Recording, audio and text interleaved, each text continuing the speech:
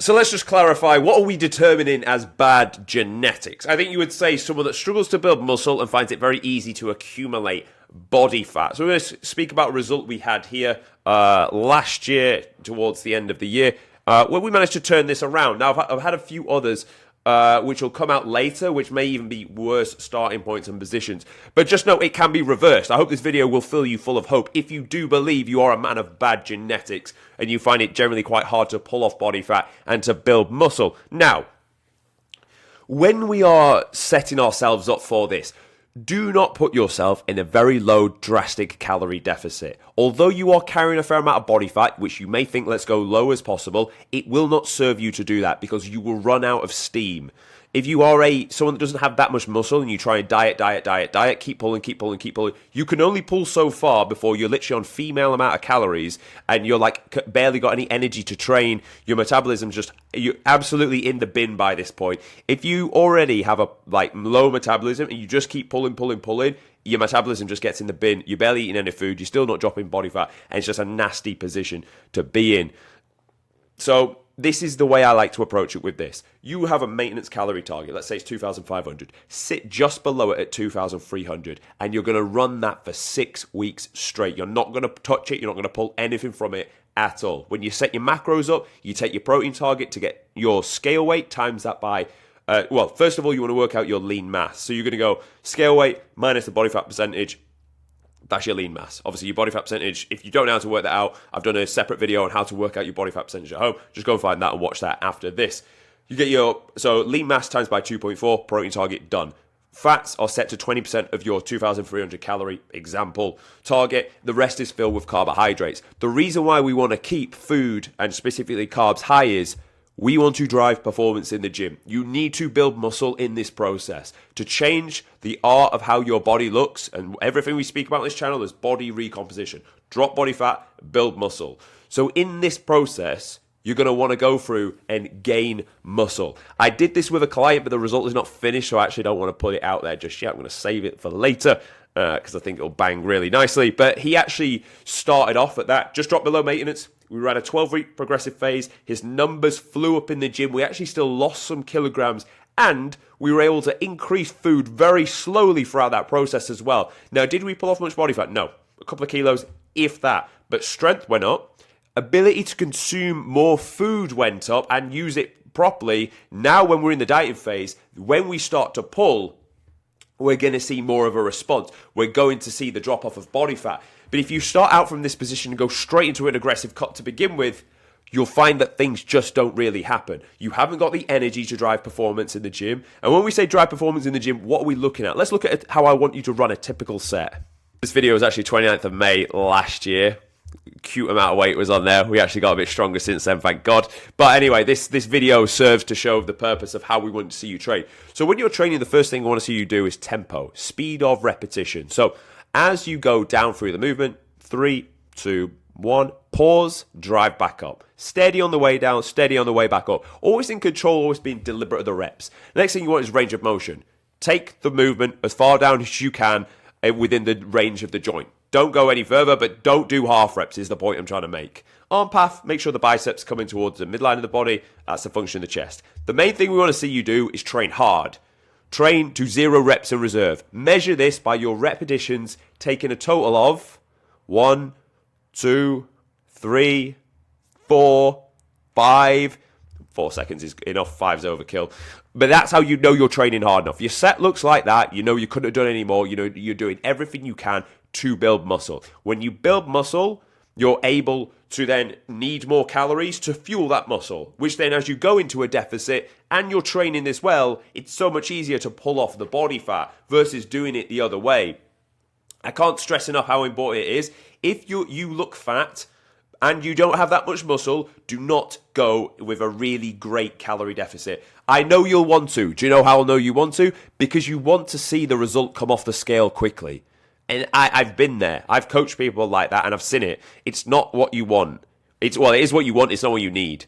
Because if you do that, you'll see kilos drop off quite quick in the beginning, but you'll run out of steam. You won't have the energy to drive performance in the gym. You won't progress. You won't build any muscle. And you'll just look a smaller, softer version of you.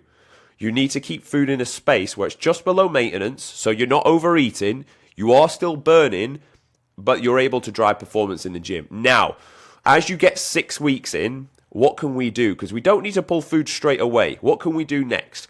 We can implement formal cardio. This is not just steps. Let's say for you, if you came to me, I would have you on 10,000 steps from the off anyway, out walking, shit bust. Low, because it's low cost to fatigue and creates a negative energy balance. However, from that point, I'd be looking to implement formal cardio.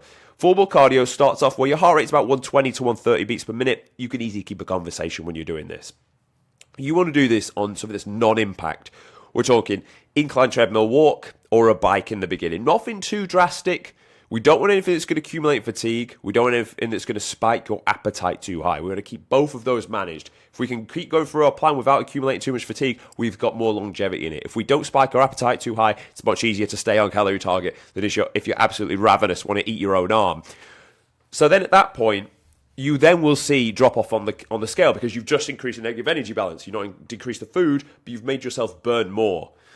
So then what will happen is you'll drop the first kilogram, maybe even you'll get a second week out of it. Then it'll start to slow down again. Then you're going to increase the duration again, 30 minutes of daily cardio on top of your steps. Then you'll see the progress until you don't. Then you make the next change, 40 minutes of daily cardio. Then you'll see the progress until you don't. Now, at the next point, you've got options. You can either go to 50 minutes, not a problem. But if it's going to ruin your routine, maybe look at increasing the intensity of that cardio. So we're going, instead of 120 to 130, push it up 130 to 140. Feel free to then use now a cross trainer, something that moves a little bit quicker and you need a bit more of a higher heart rate. Same as you then push 140 to 150. Now Stairmaster is something that's on offer for you. And that way you're then burning more calories in the duration of time that you're doing. You're still keeping food high at this point. Because at the end of the day, you wanted to be an athlete. You wanted to be someone that was fit and strong, but also looked in shape. You didn't just want to be someone that starved himself down to look a certain way, because you'll lose muscle fullness and you won't look how you want it to look. So that's why I like to approach it in this way. I firmly believe things that can be, genetics can be absolutely out-trained. Sure, it is not a level playing field. The fitness space is not fair. Getting in shape is not fair. No one starts at the same point. We all have different genetics. We all have different muscles that respond better than others. Some of us were educated earlier than others. It is what it is. That's why you should not compare yourself to other people. Just compare where you were 12 months ago. And the same every 12 months. Don't worry about other people. Just worry about where you are going to. Now, one thing I will say is this may be, if you're starting from a lower level playing field, let's say, this may be a 2-year process. This result we've done here was done in 22 weeks, which is a fair amount of time, but you may be even worse starting point than this. I've got guys that started in a worse position than this. It takes the first year just to get the weight off whilst training, but they're going to then need to go into a building phase as well. So we kept food high, they built some muscle, nice. We started to pull off body fat after, they started to crisp up, nice. However, they still need that next building phase. You can bet your fucking bottom dollar you then need that building phase. More than anybody, that will be one of the most productive training phases you ever do. Because at that point, you've got yourself as lean as you can, you've removed a lot of the body fat, now you've got a longer headway to go into a progressive building phase. And you are going to want to send it. Session after session after session, get stronger, beat the numbers, get stronger, beat the numbers, get stronger, beat the numbers. And rinse that for a good solid 6 months. So you've got physical muscle tissue there. Now as you start to then do a mini cut and a cleanup phase, that's when you're starting to be rewarded. That's when you're starting to see the fruits of your labor. So if you're starting with bad genetics, the only thing I'll say to you is look for the future in mind. Do not expect a quick result because you out of all people will not be able to get a quick result. Again, nothing is fair. It is not a level playing field in fitness. However, you, compared to the guy that did get in 12 weeks, are going to be two completely different people because you were willing to go through the trials and tribulations that it took to actually get there. You were willing to go through the pain for 18 months before you even saw the true reflection and the results, whereas he got it in 12 weeks. He's not going to value it the same way you did. He didn't turn into the man he needed to become as much as you have done. His discipline is not there compared to yours. His consistency is not there even when you're not seeing results for so long. Like, even with his YouTube channel, we've recorded a day every day since the 29th of Jan last year. So we're 9 days away from, I'll probably post this video out in about 2 days' time, actually. But let's say, as you watch this, it'll be the 22nd. So we're about 7 days out from that. When I was posting in the beginning, I'm literally walking in the dark, just posting knowing this is not going to pay me today. This is not going to pay me tomorrow. This probably won't even pay me in a year's time. And if anything, it actually doesn't. We don't monetize it. As you can see, there's no adverts on this. But the fruits of the labor come later on down the line. And when you're starting from a bad point in fitness, you need to have that mindset more than anybody. And if you do, you will not be in a rush to get there. You'll enjoy progress. Let's be honest. It's not about the end result. When you get there, it won't make you feel how you think it will. It was about the progress you made along the way, and that's where the true fun happens. So stay fucking optimistic, set your standards high of where you want to hit, and just know that you will get there eventually by implementing these methods.